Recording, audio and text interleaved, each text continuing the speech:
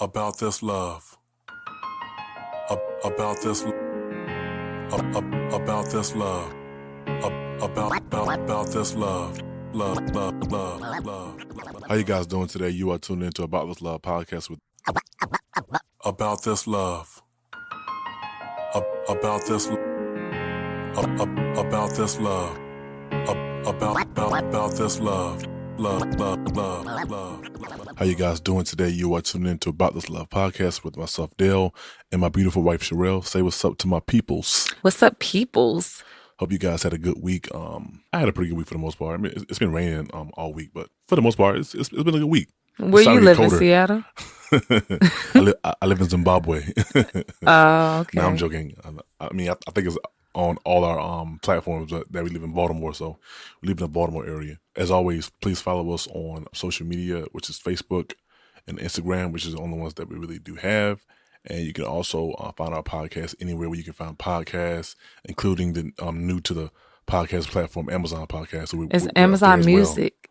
Well. I mean, Amazon Music, Amazon Podcast. I mean, if you Google it, Google will take you to the right place. So, me and my wife, we were having a conversation off air. And one of the things we were talking about, expectations for your first year of marriage. Because I have a buddy of mine who got married last year, and we actually went to the wedding. It was beautiful, but I remember they had came to the house before they got married, and we were just talking about marriage, and just like sometimes people ask us like, well, what to expect and A, B, C, and D, and I always tell people, you know, what you can expect. For me, I told my wife, for me, I feel like it's subjectual because it's like your wife may not need what my wife need, and your husband may not need or want what I need and want. So it's different. But I think like we can just go over some very basic things to look for, because I know one of the most important things that I see that men struggle with, including myself, is that, I mean, well, I guess women do too, but I guess because women are a lot less selfish than men are. Men struggle with, I guess, the kind of like having to adjust from being single to now being married. And so I know a lot of brothers that I've spoke to over the years, and some of them have been married, you know, for 10 plus 20 years. But like, you know, in the first few years of marriage, one of the things that people struggle with is just the process of now understanding that it's not just me anymore. It's me and my wife, you know, so it's not just me, it's us. It's funny because I seen this, my wife got me in a TikTok. I didn't get you in a TikTok. Like before you, like, I never watched TikTok, but it was a couple's prank, which is funny. We did an episode about that, but it wasn't a bad one. But anyways, the prank was, I'm gonna act like I'm going to a barbecue without my wife. So I guess the guy friend calls, hey man, y'all coming to the barbecue today? He was like, yeah man, I'm coming. He was like, yeah, oh, your wife coming? Or your girl coming? Cool, I'm coming. Well, my girl, she can't come, but I'll be there though. His wife like, no, I can't come. No, don't say that. How you gonna invite yourself to a barbecue and not bring me? She was like, no, I can't come. And she was yelling on the phone. He was like, hold on real quick. He was like, you're not coming, but it was a prank. But I thought it was funny. But I was about to say that don't sound funny at all. Well, I mean, it was funny because like, you know, you could tell she was getting frustrated, and the friend was in on the prank. Long story short, I don't want to go on a rabbit trail. The funny part about it is that when people get married, men do that for real, and they don't be playing. They be dead serious. Because I used to do a lot too. You know, I used to go places. My wife like, where you going? I'm going to my buddy house for a barbecue to get a pool. Oh, we are?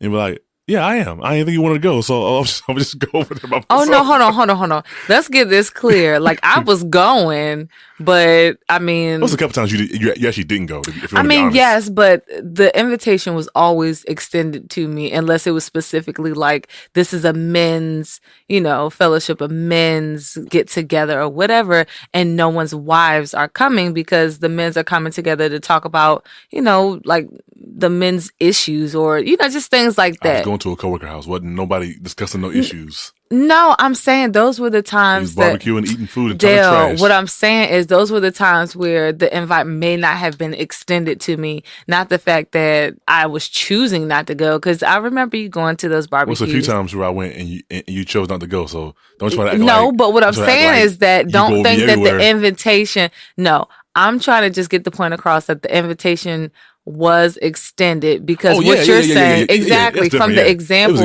or the prank, what you're saying is that, you know, the invitation don't be extended like in a lot of marriages.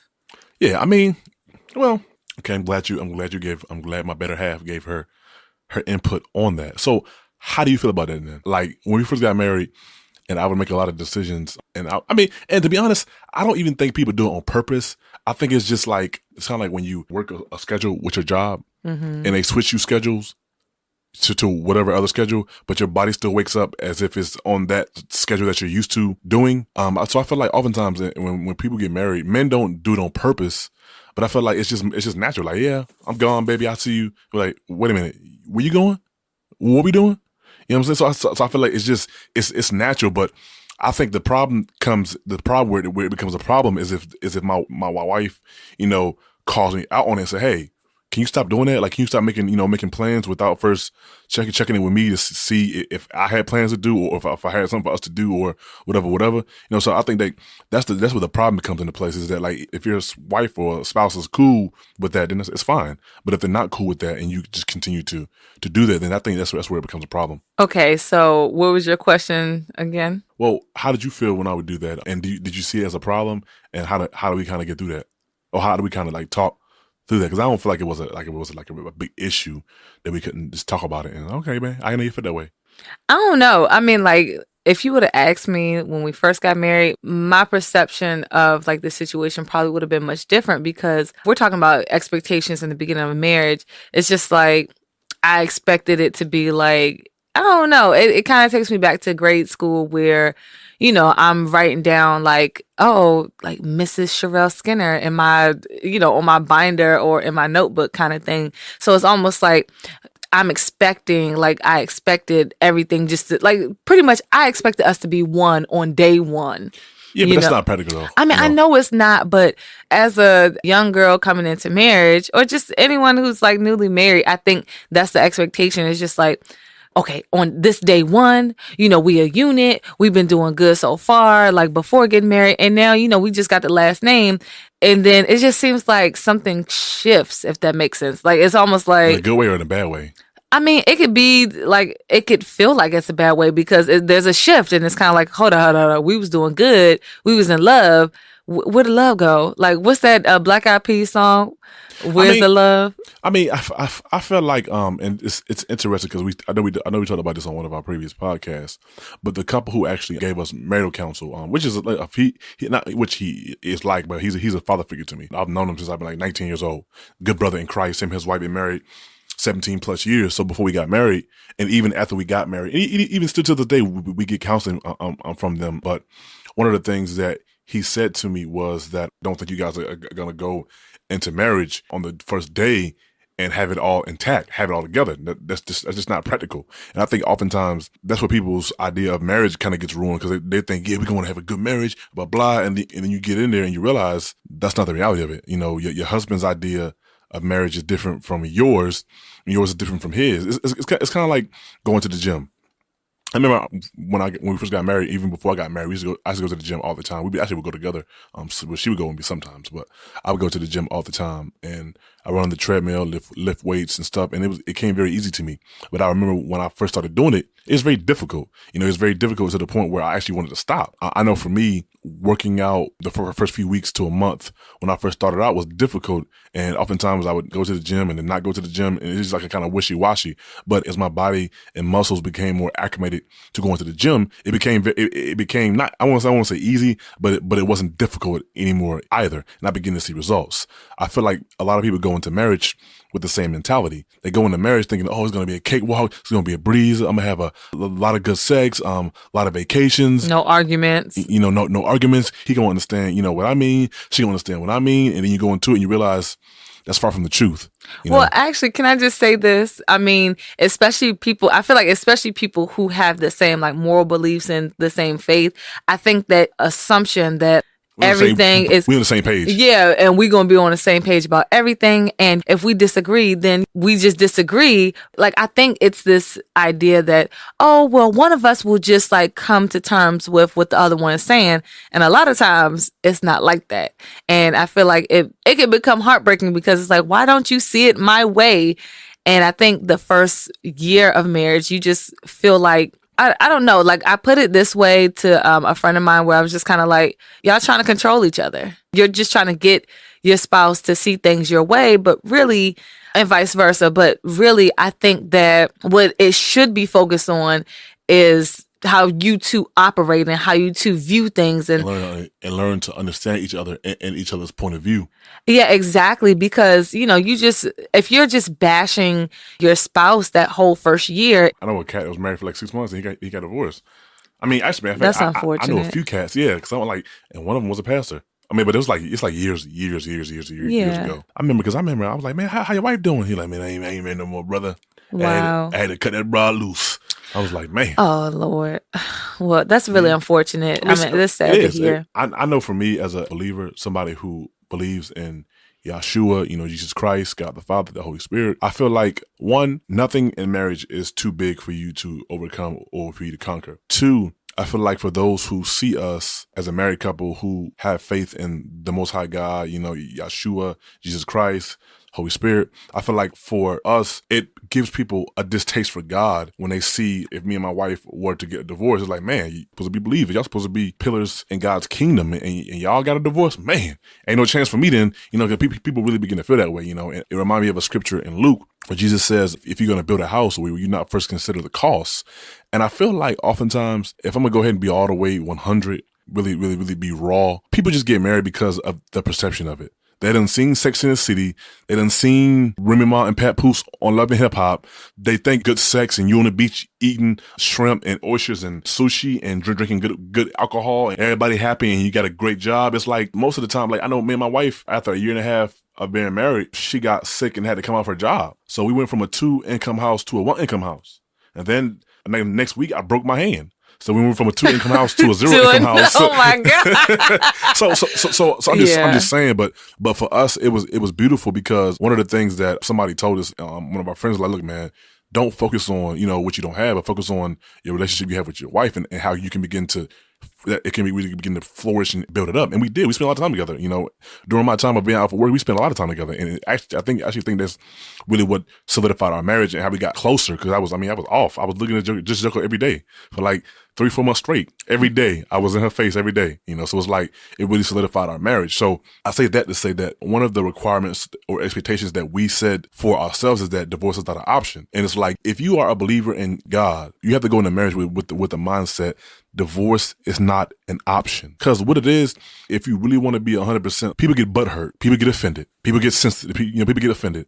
Oh, well, she didn't ask me if I wanted to have sex today, or he didn't tell me that the outfit I had on was pretty, or, I'm sure these are very, very serious things in marriage, but it's like, especially when they linger on, but I feel like oftentimes, instead of just coming to a place where people can just talk these things out, even if you got to talk about it every day, people just get into a place where they just get butthurt. They get easily offended. And then it's like, I don't want to talk to you. You don't want to talk to me. Well, I ain't talking unless she talk. Well, I ain't saying I'm sorry unless he says sorry. So then you get to a place where it's like you just begin to get real bitter and it pushes you two further and further away from each other, And I feel like that's one of the expectations that you should really have in your marriage the first year is that there should never be a long period of silence between you two. Silence, because it could be a long period of arguing, and that could also cause like bitterness and other things. I definitely get what you're saying, but because I know like the heart behind what you're saying, which is like you're saying that people will get butthurt, but really it's just like you don't realize how little this issue can be because a lot of couples actually go through what you're going through. Yeah, what you're going through. Now, we've said it on the previous podcast. If there's like physical abuse, you really need to seek help for that. You know what I'm saying? But beyond that, let's say it's you guys have a disagreement or you feel like one spouse is being controlling or you feel like one spouse is not, seeing your efforts and you're trying and you're tired of trying and y'all only like 6 to 9 months in and it's like, imagine the couples who are 10 years in and they're still trying. They're still trying to get their spouse to like grow into some things. The one thing I thought about was just how 1 Corinthians 13, just talks about what love is. And we say we love people, right? It's like, okay, if you love someone, what is the requirement to love somebody? Like you say you love your spouse, But what is that requirement? And we talked about that in a previous podcast as well. It's just like, what is the requirement of love? What does that actually look like practically?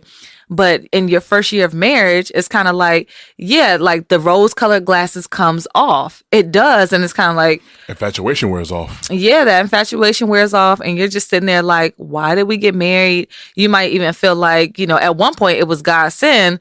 And then you telling everybody that this was a God-sent relationship. And then all of a sudden, you're not feeling that the Lord sent this. You feeling like you made a big mistake. And it's like, no, you guys are becoming one. So what does that look like? That looks like you dying to yourself, meaning you put your needs to the side, and not all the time, right? You might put your needs and desires to the side to just kind of cater a little bit more to your spouse. And sometimes even doing that to the point where they're not doing that in return. I mean, when you think about your relationship, let's say just on a surface level, you think about your relationship with God. So many years you've probably gone on just kind of thinking about yourself, like not even thinking about like what the Lord may have you to do in that time, or, the Lord wanting a relationship with you. And it's kind of like, man, but the Lord was waiting right there for me. And I'm saying this as an example because that's something that's kept me in my marriage. When this joker start cutting up and cutting a fool, and I mean, just being a person, being a human being, just like I'm at times showing my flesh. I'm being human. I'm being a person. You know what I'm saying? We can't just walk around and be in spirit 24/7. You know what I'm saying? And praising the Lord. And oh, that was a blessing. Like I'm sorry. I'm so sorry. But I am also I'm clothed in flesh. So I'm human, and I'm going to do these things. I'm just going to do certain things, right? Yeah. It's like the Lord was still there, just ready to accept me with loving arms. And so let's say like your spouse, you see your spouse as being a butt, right? You see your spouse is, kind of putting you down. And it's like, because you see that, the requirement, what is the Lord requiring of you to get through that? And I'm not saying it out of a place of, oh, you need to know and this and that. I mean, sometimes it's hard to know, but I mean, if you clearly see it, I would begin to start praying about those things, because that is what's going to get you through these difficult times. And when I say difficult times, I mean, you putting down some things and becoming one with your spouse. Like that's not easy. You want to say something? Yeah, I was going to say, one of the problems, without problems, the issues that you will find with a lot of people in marriage is that they don't actually go into a marital relationship understanding what it is they actually want and need. And sometimes those things kind of just come along as you're married and living life. You begin to understand what you want and need based on what you're not getting. And I think that it's just always good in marriage to always let your spouse know what you want and what you need, and also discuss things that I'll say violate, but just things that would make you feel very uncomfortable, like things that are just a no. Like that's one of the things that me and my wife had to discuss in our marriage, like these things that we just wouldn't do, things that would actually violate a person. And when doing that, the other person who is hearing the things that the other person is saying, what A, B, C, and D violates me, you really have to listen.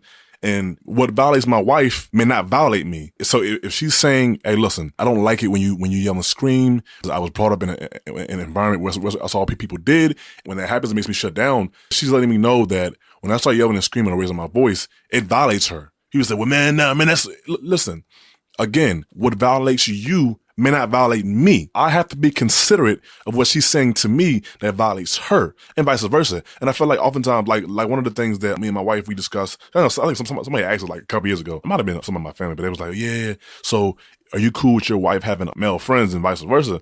I was like, yeah, I'm cool with it. I was like, but one of the things that we do in our marriage, one of the things that we practice is that like if I'm talking to a female friend, I'll just add her to the text, and vice versa. And a few of our married couple friends do that as well. It's like, it's all clean. I don't have nothing to hide. Whatever I'm talking about, or it's a joke or whatever, I want my wife to be a part of it, because one of the things that I don't want to breed is I don't want to breed insecurity in my marriage. And it's like, if the relationship that I have with my female friend, if I'm saying it's pure and I'm saying it's clean and I'm saying it's, it's just a friendship, I shouldn't mind my wife having access to whatever we talking about. You know what I'm saying? I mean, and things can actually start off that way. So there was a couple of times where people that I went to school with have reached out to me like via Instagram, has sent me a message and was just like, yeah, the conversation started off really You like. got to say that they were males. You said people, peoples.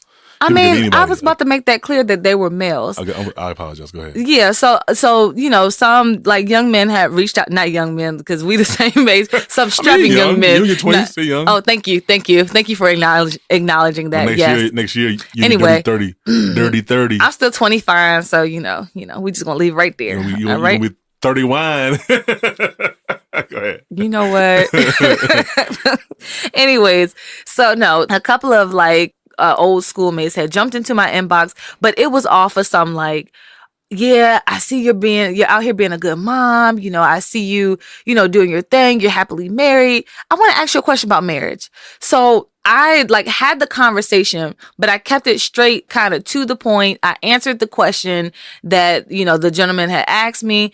And then I quickly introduced my husband into that conversation. Not like, oh, well, let me bring my husband into the group chat. Like, Dale's now answering the chat. You know what I'm saying? Not like that. But what I said was, hey, I can only give you a wife's perspective on marriage, but my husband is more than open to talking to you about his perspective of marriage. Here is his phone number. Give him a call anytime or, reach out to him on social media or whatever. And I can let him know that you're going to do so because you know me. And so my husband ain't never get that call. And so what that showed me was just that Joker's intentions probably was not pure. You know what I'm saying? Like the conversation started off, yeah, so you and your husband real good, or are y'all really good, or y'all, kind of rocky. Like they were trying to see what was trying to find a crack in the armor. Yeah, trying to find a crack, most definitely. But also, too, it's like anytime I try to introduce my husband in a conversation and the person falls off, and it's not like, oh, no, my husband need to be a part of it. But it just goes to show, like, there's things that you probably shouldn't be saying to me and that you're going to cross a boundary. I'm just going to put it to you this way. I'm not going to willingly just let people into my relationship like that. Yeah. Like, that's something you have to be very protective over, whether they claiming to be friends. Oh, that's my sister.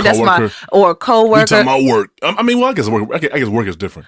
Either way, Dale, like, not that you're going to put me into a work conversation, but if I ask you, like, what's going on, or can I see your phone? Like, I mean, you're definitely open to, okay, well, this is what we're talking about. Or if you sitting there cracking up and you sitting across the room or on the other side of the bed, and I'm like, hey, like, look what time it is. What you laughing at your phone for? Like, you ain't laughing with me, and you be like, oh, nah, it's nothing. Nah. Like, let me see your phone. Pass the phone. But no. It don't be nothing like that. But I do, if I ask, like, hey, what you laughing at? And then are you willing to share or willing to show me? Like, you're not hiding those things or deleting text. Like, whenever you find yourself getting to that point, you've already allowed somebody else into your marriage. And that part is scary. Like, you have to protect that. And it could just be so slick, It could even be friends or even family. And seek help, man. I've spoken to so many people that I know who are not divorced. And I'm like, hey man, why don't y'all get help? Well, my wife or my husband, they ain't believing that, or they ain't want nobody in our business. I'm like, well, now you ain't got no business for nobody to be involved in. Not to try to throw shade, but I'm like, listen, if you're having marital issues, man, it's kind of like if you're in school and you're failing in science, or if you're failing in math, or if you're failing in, whatever subject you're failing in, when you seek help, when you seek a tutor, it's common sense. Like, and I'm not trying to be funny. People are like, I don't know nobody all up in my marriage. It's like, dude, if you being involved in my marriage means that it's going to better my marriage, then get all up in that junk as it relates to like helping us get through a specific issue that we're going through and helping us walk through things out. Now, I will say that whoever the person's going to be helping you guys in your marriage, giving you guys counsel and advice, it should be a person that both parties are comfortable with. So it's like, if my wife is cool with a brother or a sister, but I don't really cool with them, I don't trust them, then it probably wouldn't be best for us to get counsel from them, you know what I'm saying, as a couple, because like I don't really rock with them members. And that's cool, you know what I'm saying? But I feel like That's one of the things that I see a lot of couples, a lot of early marriages don't do too well. I'm sorry, when they're not doing well, they're afraid, or that they don't think it's wise to seek counsel. It's like, that's foolishness. You know what I'm saying? That's foolishness. Seek counsel. If you're having areas in your marriage where you know they're not up to snuff, seek counseling. That's fine. It's no shame in that. You know what I'm saying? People do it every day. You know, a lot of them, a lot of people that do it are unbelievers. So it's like, as it relates to like seeking help in your marriage, you know, so there's no shame in saying, hey, I need help. You know, if anything, it's very commendable that you could even come to the place where you acknowledge that you need help and go forth with needing help. Yeah, and I want to also add that I think it'll be best that it's people that you have developed some sort of relationship with, like you know their character, you know their morals. I mean, yes, I know that that's not always, but yes, do that first. And I say that because I know that for times like that, you're in a vulnerable situation and they could clearly take advantage. And I'm just like, I feel like anytime whoever you're seeking counsel from is not pointing you back to the Lord and your spouse, run. And I say that because anytime they're like, oh, let's try, or maybe if you try to wife swap, or maybe if you try, nah. Or maybe if I just see like your wife by themselves or the husband by themselves, it's just kind of like, I don't know. Like, especially if it's an opposite sex situation, you know, I would just be really careful of that and really mindful. I know sometimes people may do that because they don't want to embarrass the spouse, the husband or wife in front of the other one. You know, so like, hey, brother, you are tripping, brother. You are tripping. They don't want to say. No, but you're saying brother to brother, right? Yeah. Like, that's what I'm saying. Like, if you're going to the opposite sex. I get what you're saying. Yeah. There's times where I've sought counsel on behalf of our marriage, and I don't know, you might have been asleep because of the work schedule, whatever, and I'm awake, or I'm just up because I'm crying about something because I'm so like upset in my emotions.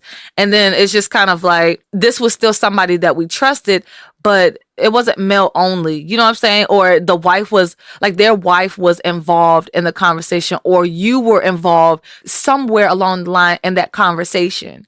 You know what I'm saying? On top of the fact that these were also people that we trusted who were not going to take advantage of my vulnerable state. And I think that's the part that's important. It's like when you're vulnerable, especially early in marriage, like people could just come in and say all types of craziness to you. And it's just like, I think that's also another expectation that you should have, is just that a lot of people will try to they don't even notice it, but they may try to pull you away from your spouse because it's almost like, I want the best for you, or, you know, I want the best for my daughter, and this don't seem like the best, and I ain't feeling like y'all should be together. And we got that. We've actually been told that by a lot of couples that's been married 17 plus years, that, you know, early on in their marriages, certain churches that they went to, the ministry would try to break up the marriage, whatever. I feel like, you know, anytime anyone does something like that, you just got to get far away from them as possible. You know what I'm saying? Because a marriage is a covenant and bond between your spouse and with God. And if any man or woman is trying to, again, unless somebody getting beat physically or is having a gun shoved down their throat, that's different. Run like hell. But if that's not happening and someone's trying to split up your marriage, then you need to just get far from them. You know what I'm saying? I think for me, one of the things that I was leery of early on in our marriage is that we just watch our words to each other. You know, people spend, you know, the first year and a half, 2 years of marriage tearing each other down verbally, and then spend the next 10 years trying to build each other back up because you've already broken certain things in the person with your words. You know what I'm saying? I just feel like I always tell my wife all the time, I have this saying that I've said to her, because I've known brothers who are ministers in the church and stuff, and they're like, yeah, brother, you know, I'm in the church Monday, Tuesday, Wednesday, Thursday, Friday, Saturday. And I'm like, bro, but you doing as much overtime as I am, you know? And sometimes I'll tell them, I'll be like, look, man, I'm not sure what notion of the gospel you believe or what you say you believe, but you need to be home spending time with your family, yo. Any godly environment or biblical, whatever you want to call it, context that keep a man or a woman from out of the home spending time with their family, that's not biblical. You know, people be like, well, you know, brother, I got to preach the gospel to the body of Christ. No, brother, your first responsibility, or sister, your first responsibility is to your wife and to your children. And if it's your woman, your first responsibility is to your husband and your children. You know, you need to be installing principles in them. And sometimes it ain't talking about God. When I'm not working, I spend a lot of time with my wife and my children, and I do that on purpose. I do that on purpose because I don't want my children growing up having any other strong influence in their life spiritually and or naturally but me and my wife. You know what I'm saying? So I devote that time and energy into them. And, even now, when my wife would tell you when my daughter was first born, I didn't do a lot of overtime. I made sure I was home a lot. I didn't do a lot of overtime. You know what I'm saying? I always tell cats, when you, first, especially, when you newly married and you have younger children, it's easier for the man just to work and just do whatever he got to do, I mean, I be seeing cats like doing different things. I'm like, man, are you ever home with your wife and children, man? Mm-hmm. You know what I'm saying? Like, man, like my God, but dudes, people don't care, man. They don't realize it becomes a foundation of your marriage where you're just not home. What's the scripture where it says that you shouldn't even work for a year, like newlyweds? That's Cleve. I mean, that's Cleve to his wife. That's just Genesis, and not working for a year. I think that's somewhere in Deuteronomy. But back then, that culture, when people got married, they would actually spend the first year of their marriage devoted to their spouse. You know what I'm saying? And it's funny because when one of my buddies got married last year, I actually told him, I said, look, man, for your first year of marriage, man, you really need to spend a lot of time with your wife. Forget friends and family. And I'm not saying cut them off, but there is a bonding and growing and solidifying your marriage stage that a lot of people don't realize, that the American culture kind of makes it hard to do with work and other responsibilities that you may have outside the house. When you think about marriage just gets put on the back burner. So what I always encourage young men and women who are newly married, is that your first year of marriage, man, spend a lot of time with your spouse, yo. Like, all the free time you would be out spending with the boys or spending with the girls, spend it with your spouse, yo. After the first year of marriage, then you can go ahead and kind of do things at your leisure. But for that first year of marriage, man, just spend as much time as possible with your spouse. Hold on. Don't be telling people that they can do things at their leisure after. No. I get what I'm saying is, after your you. first year, then you could probably just speak with your spouse and see, what's permissible and what's not permissible, But that's probably should happen in the first year of marriage. Yeah. But okay, so listen. So you're right. Deuteronomy 24:5. I know I'm right. I know my Bible. Anyways, sir. Okay, Deuteronomy 24:5 says, if a man has recently married, he must not be sent to war or have any other duty laid on him. For 1 year, he is to be free to stay at home and bring happiness to the wife he has married. Oh my gosh. It actually talks about happiness in the Bible. I'm going to say this. What? I know. Because the Lord wants me to be happy? That's what I'm saying. No, I'm joking. No, and I say that's a big thing for, like, I mean, not that I hadn't read this before, but, a big thing for me, one thing I've been saying is just like, I'm like, well, the Bible don't promise happiness, but right here in the Bible, like, you, sir, you were supposed to be out there trying to make me happy the first year of our marriage. So I think I need a redo. I need a whole nother honeymoon. I need some rose petals, there's some chocolates, and then some back rubs too. Oh man, I don't know why that just brought me so much joy just to read that again. Even though, I mean, I knew it, but it mentions happiness. But I think the scripture is saying to me that, like, not that you can't go to work or anything, because of course you got to provide for your family unless your family gave you a nice little. It's just emphasizing the importance of the first year.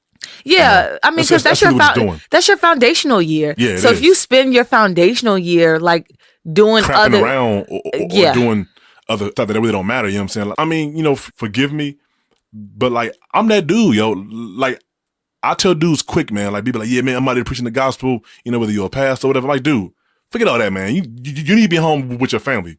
That first year of marriage, forget all that stuff. You need to be home with your family. I'm not saying forget the Lord and forget the gospel, but what I am saying is that the Lord puts priority on your family. What good does it do you to get a whole group of people saved, and in the process you lose your own family? Like, I think sometimes people just get it. They get it twisted. You know what I'm saying? So I'm very much for preaching the gospel. My wife would tell you, I've spent countless hours talking to brothers and the Lord, praying with them, you know what I'm saying, going to their house, you know what I'm saying, me and some brothers going out of town, visit, but it's like, but at the end of the day, I'm also for my family, sometimes cats forget that that's biblical. Being home with your family is actually biblical. You know what I'm saying? People are like, you know, brother, but the Bible says preach the gospel to all the nations. Well, brother, it's biblical to just to be at home, you know, be at home with your family as well. I mean, yeah, if you're choosing to be married, you know, then yes, that is very much so biblical. It's very interesting you say that, because I was just thinking about just how, like, we forget to be sometimes. Even with the expectations of marriage and the expectations of being like a good Christian wife, a good Christian husband, being like a mother, and just all of those things, a father, it's like we could do all the counseling that we can do, but we gotta just be. Like, I remember actually, you know, the couple that counsels us, when we first got married, actually before we got married, it was kind of like, I don't expect to see y'all at like any of the Bible studies, any of the gatherings, any of the fellowships. Like, we good, because we know that you just are being. You guys are just, you know, learning how to be a couple. You're living, and that is okay. Like, I don't expect to put any type of pressure on you guys to show up to anything. I mean, but we did still show up because that's something that we both wanted to do as a couple. Yeah. And I think that's what also kept us grounded in the Lord and just grounded in our marriage. But what he was saying to us was just that, just go out and be, you know, just be. Like, you have these expectations that really are unrealistic because you're just getting to know someone. And I think, like, during the first year of marriage, a lot of men and women don't realize, but your responsibility is actually to your spouse.